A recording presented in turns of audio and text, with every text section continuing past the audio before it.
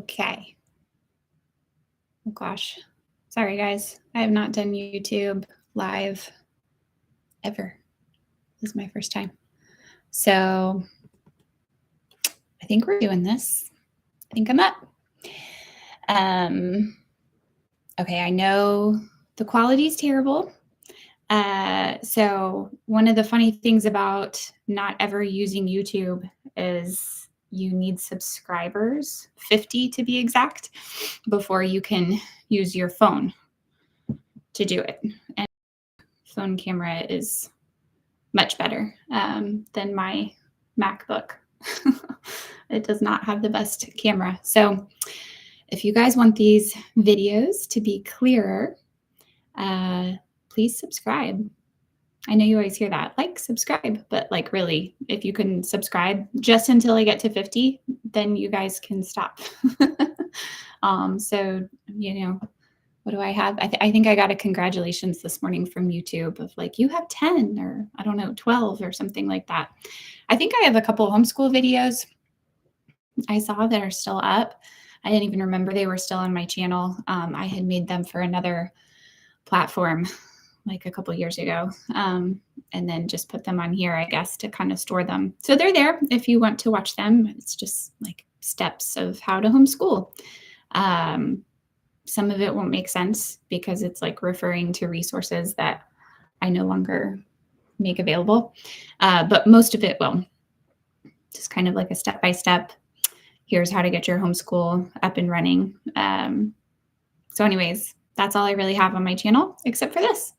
So this is our weekly Wednesday evening live. I fully expect attendance to be really low for a little while since I'm a very new YouTuber. I guess, am I a YouTuber?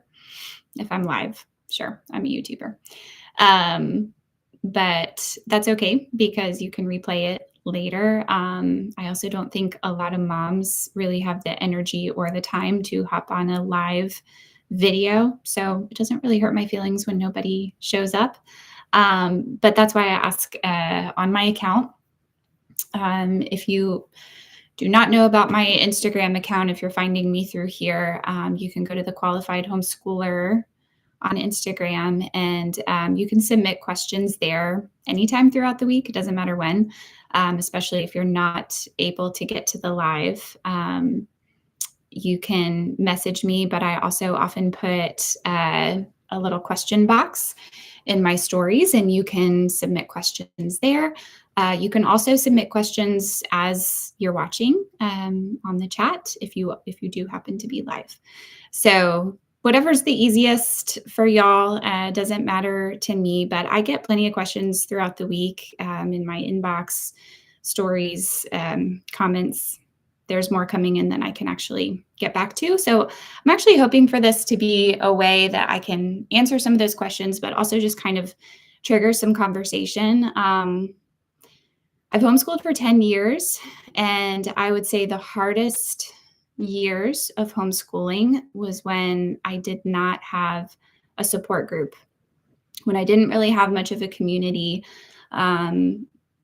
to meet with regularly. Maybe I knew a few people who homeschooled, but if I'm not getting together with some other homeschoolers and getting to talk to them and complain to them and bounce some ideas off of them, and they do the same with me, it's just, I think one of the most helpful things, I mean, really for moms in general, I just highly recommend if you don't have a good support group near you, like if you do not have family close and you just feel like you really don't have many people to talk to throughout the week, maybe except for your spouse or maybe calling your mom or something like that, try to find some local friends, especially in the homeschool community. If you are homeschooling, if you're not and you're just a young mom and you're thinking maybe I'll homeschool someday, just find some mom friends, go to church, make sure that you plug into whatever kind of resources they have in your local church.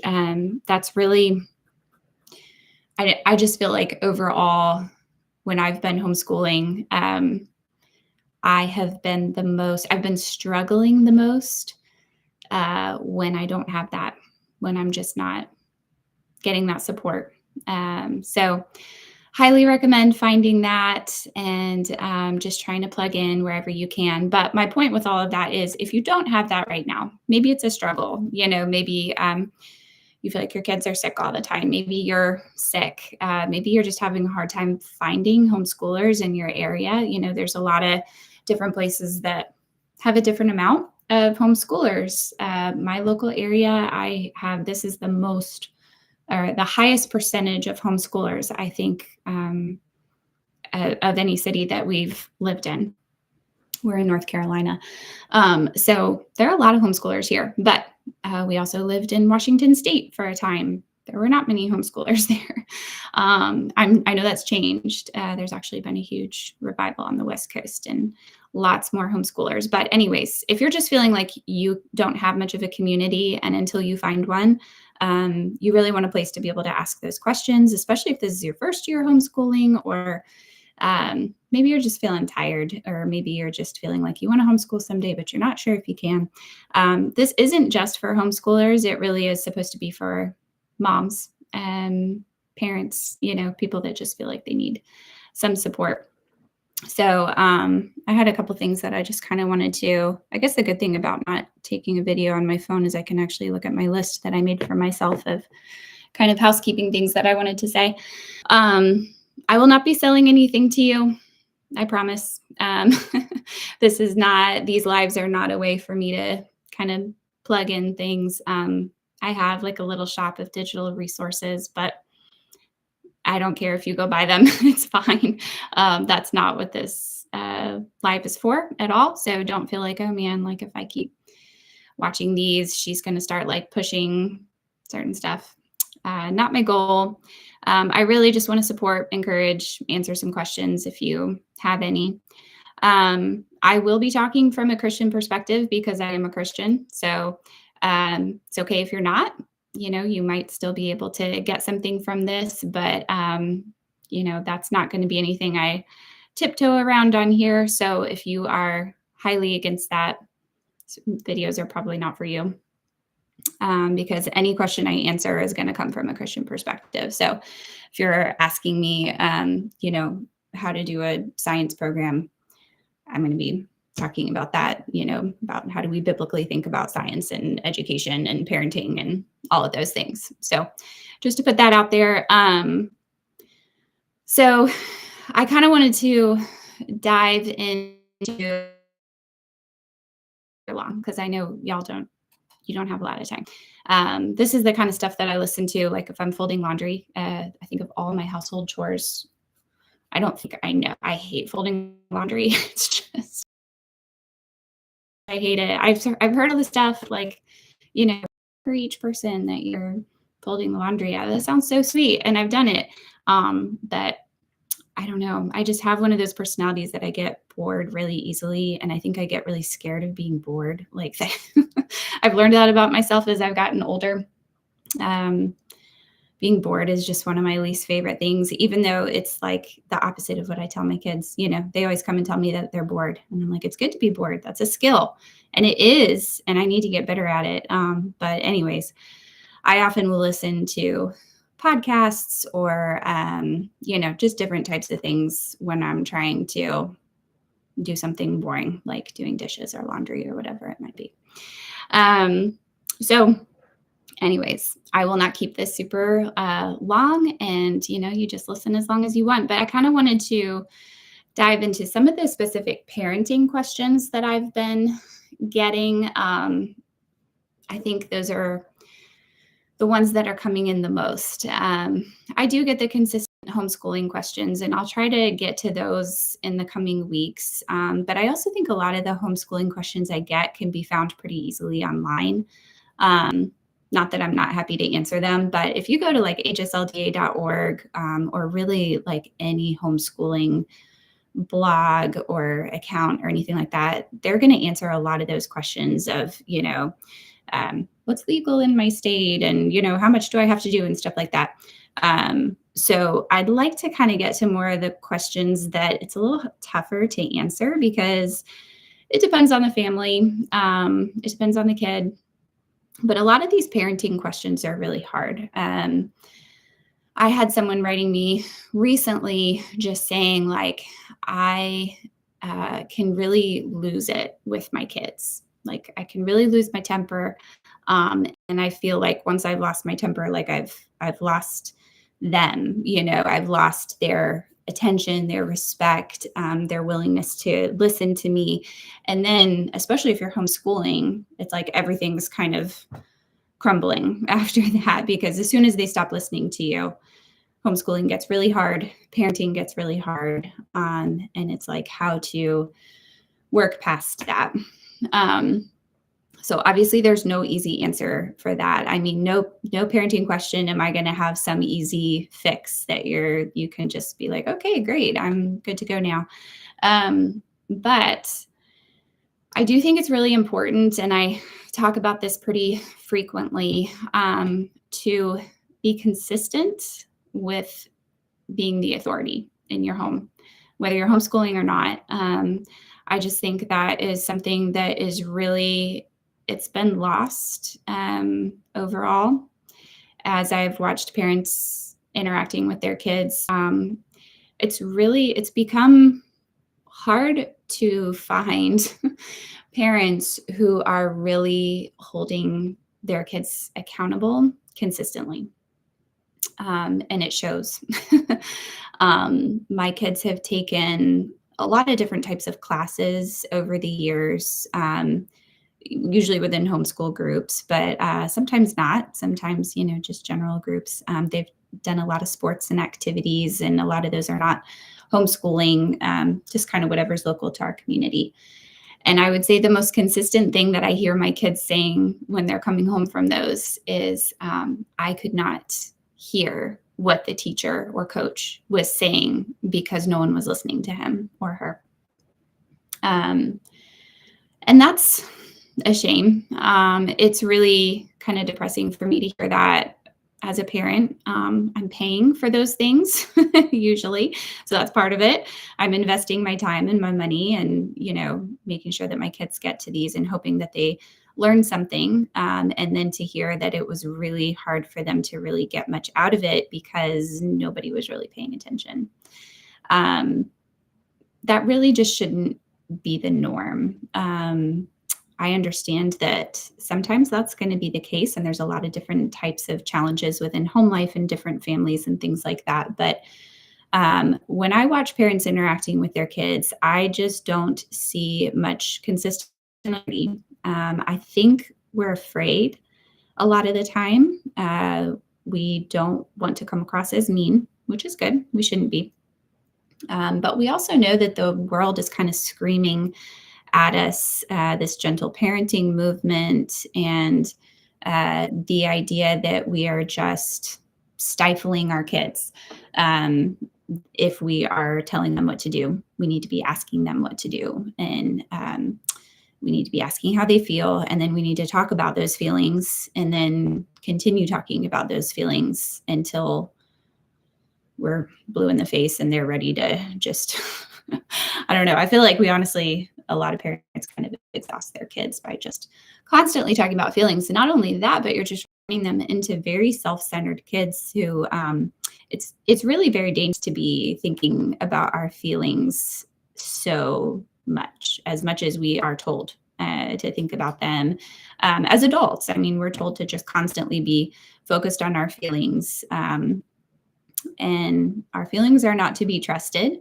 They're often very sinful. And that goes for kids too. I mean, if you do not think that kids are self-centered, you have not been around them very often. They are incredibly self-centered. We love them to death. They're wonderful, but they are learning. And that really is why God has given them parents. That's why we're in their lives. We are there to lead them.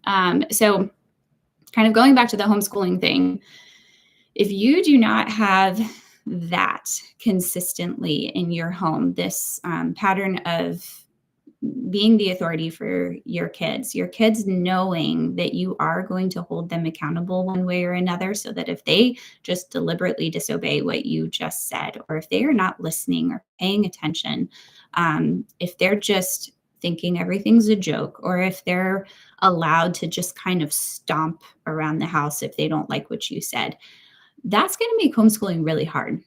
I promise. I've talked to hundreds of homeschool families with all different kinds of issues. And I will say the number one reason that people quit homeschooling is because of behavior, which is also a shame because then they send their kids to school and just pass the buck to the teachers and say, okay, well, I can't get control of my kids. So maybe you can. Um, let's send them off to school for the day and see if the teachers can get a handle on it. Like the amount of parents that have said to me, I could never get my kids to listen, but they listen at school. That's a reflection on you as the parent. That's not a good thing. That is not something to just kind of laugh off. That should be a wake up call as a parent. That if your kids are listening better to other teachers and outside of school than they are to you, then there's something wrong at home. There's something wrong with your parenting. Now, of course, I always add in we do not expect perfection.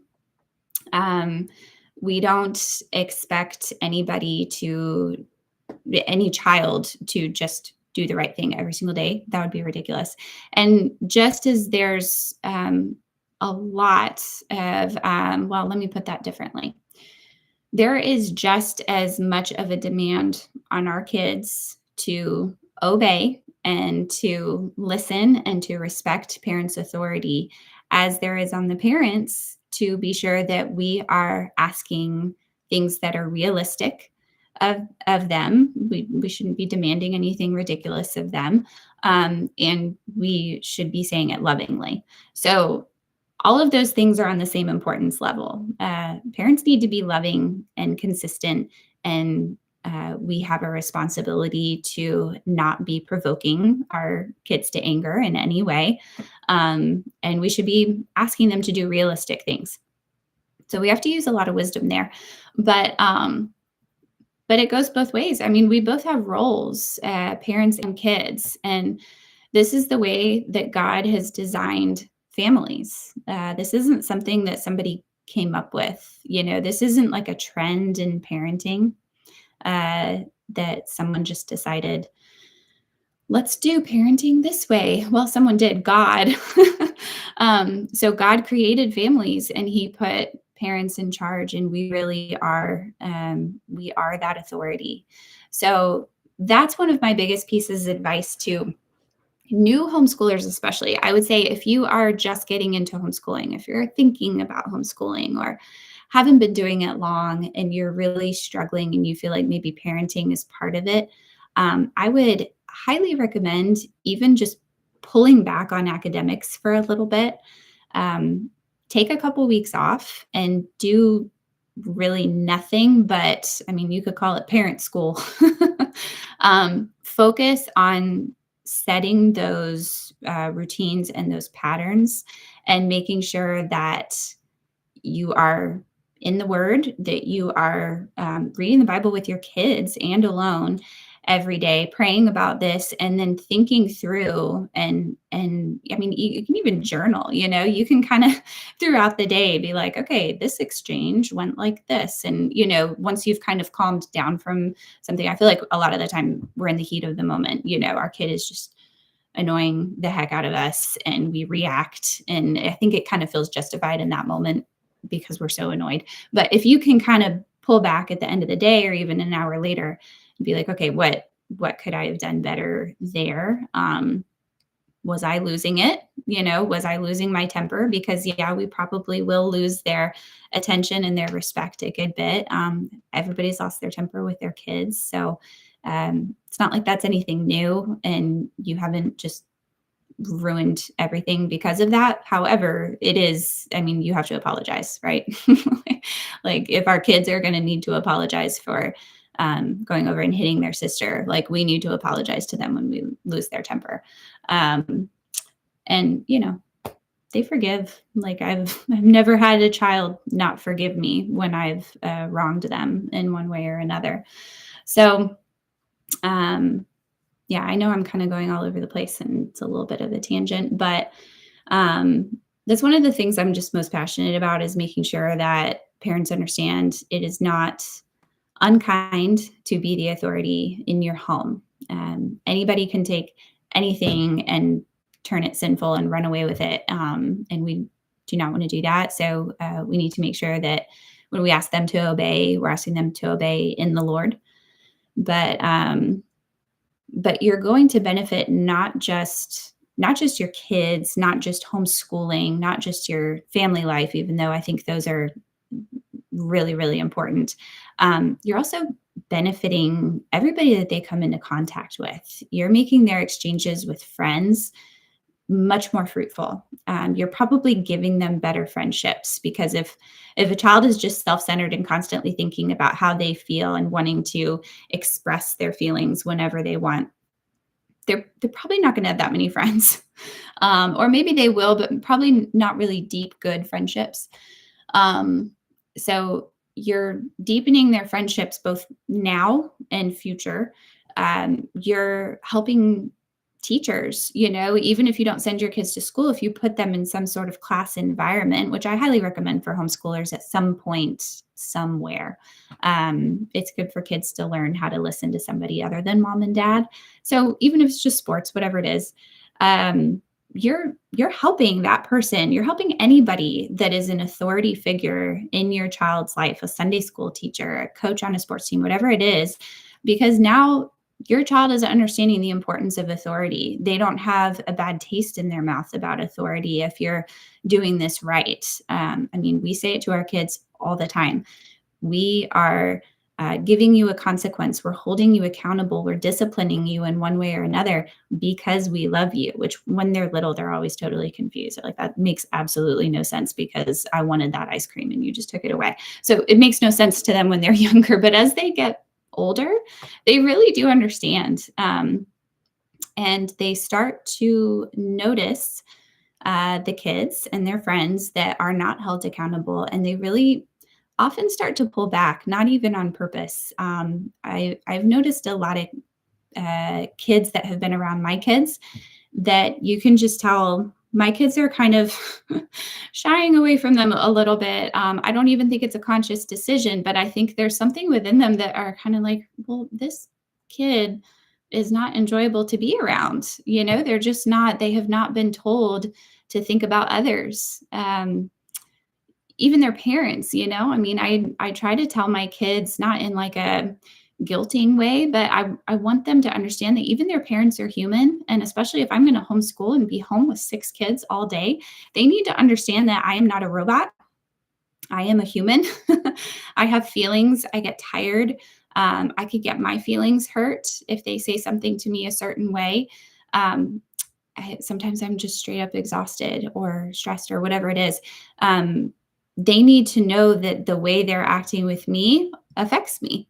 And same with me with them. Like, we all have to learn to be courteous to each other, to be thinking of others, to be loving others the way Jesus told us to love others. It's just imperative for us to say that to our kids. So if we're saying that to them on one side, and then we're also saying later, but let's just like talk about why you're so mad right now, and it's really okay to be mad and not want to put on your shoes, and let's have a 15-minute conversation about how important it is to put on shoes. No. That's not helping them. That's not helping anybody. In that moment, they need to put their shoes on, and if they don't, they need some consequences. So homeschooling, that's going to help things go so much more smoothly if you can get that down. So if your kid is 3, 4, and you haven't really worked on this very much, start now, because homeschooling will be hard. Like, if you kind of have this thought in the back of your head, like, I just don't know how it's going to go. I feel like we're going to be battling all the time. You might be. And so now is probably the time to really start to set those patterns. So that was kind of one of the main things that I wanted to talk about this evening, just because that I'd gotten that question phrased slightly differently from quite a few people over the last couple of weeks. Wanted to address it. I know that also it's just been a really heavy week. I know everybody is just trying to process a lot right now. I've seen a lot of wonderful things and reactions come out of Charlie Kirk's death. I've also seen some really awful, depressing things being said. And I know I really feel like everyone has a lot on their minds right now. Some people are kind of considering homeschooling and keeping their kids home even more. That's been a common reaction that I've seen. And I think that's right. I would say go with your instinct on that one. I think it's a good instinct. But more than anything, just the main lesson, or one of the main lessons that you can take from Charlie and his life, is to be bold, even in your parenting, in the way you're raising your kids. Don't be afraid to follow the Bible. Shut off your socials if you need to.